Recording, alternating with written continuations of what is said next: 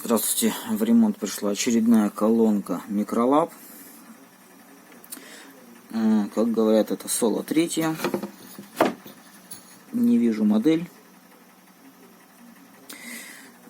Пришла с причиной гудит. Сейчас я ее подключу к сети, и мы это услышим. Ой, опасно стреляет. Что с этой колонкой? С этой колонкой следующее. Я уже ее открутил. Вот эти два конденсатора, их необходимо заменить и проверить диодики. Сейчас я это все проделаю и уже сниму, покажу, что будет дальше.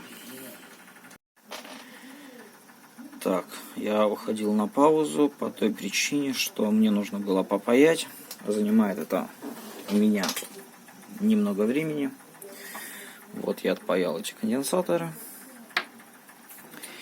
И сейчас мы слышим на минимальной громкости у нас тишина. То есть гул пропал. Добавляем звук. Мы слышим чистый звук. Что происходит? Это двухполярное питание усилителя.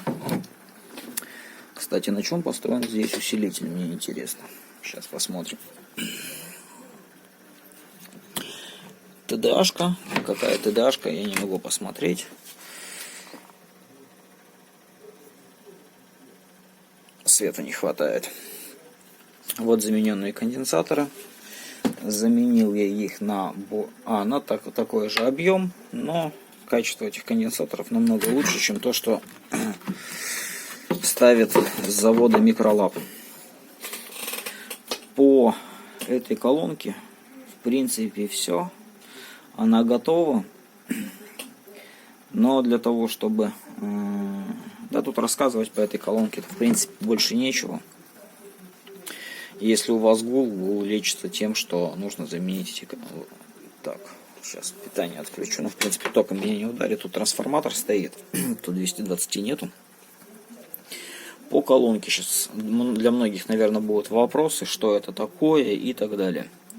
Вон то в дальнем углу. Это называется кроссовер. Он служит для разделения высоких и низких средних частот, так как здесь динамиков у нас 2 на этой колонке. Вот у нас пищалка и вот у нас ширик. То, следовательно, кроссовер делит здесь только средние частоты с низкими от высоких. То есть на верхнюю пищалку у нас поступают только высокие частоты, все остальное у нас идет в низкие, то есть в нижний динамик. Для этого и служит вот такой кроссовер.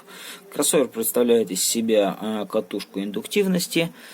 Притом их тут я вижу 2. Конденсатор, резистор. В принципе, все. Еще один конденсатор, наверное, есть где-то вверху по проводам. Стоит. Может и там его и не быть. Может быть он где-то здесь, внизу. Просто я не очень сильно вижу этот кроссовер. Вот, фокус взял. Вот сейчас покажу вам. Одна катушечка. Вот она, и вон там беленькая виднеется. Вторая, вон то белый такой прямоугольник. Это резистор высоковатный. Насколько он плохо не видно. Разбирать полностью колонку я не хочу, я не вижу смысла. Фильтр по частотам.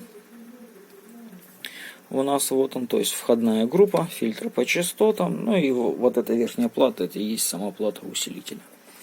И из-за того, что у нас выходит из строя конденсатор со временем, он не только со временем выходит, он выходит из строя еще и по той причине, что он работает на пределе. Сюда приходит, насколько я помню, 23 вольта, а конденсаторы стоят на 25 вольт, то есть они практически на пределе. Если у нас напряжение в сети чуть-чуть становится выше, небольшой скачок, то, следовательно, этот обычный трансформатор, то есть он может выдать на выходе не 23 вольта, а те же самые 25-26 вольт, а конденсатор рассчитан на 25. Вот он и выходит. Для того, чтобы больше таких проблем не было, я впаиваю конденсаторы на 35 вольт. И жалоб пока нету. Впаиваю хорошие конденсаторы. Те, кто разбираются, уже увидели по конденсаторам, что это за конденсаторы. Те, кто не разбираются, ну и не надо разбираться. Это не ваша стезя. Каждый должен заниматься тем, что он умеет делать. Но по этой колонке, в принципе, все. Больше видео затягивать не буду. Если у вас в колонках гул, то, в принципе, решается он банально просто. Не всегда может быть проблема только в этих конденсаторах. Могут выйти из строя конденсаторы вот эти. Но тогда уже звук характерно другой или его отсутствие. Ну, в принципе, по этому ремонту все. Если кому-то помогло, ставьте лайки. Подписывайтесь на канал. Снимаю часто. Снимаю интересно. Я так думаю.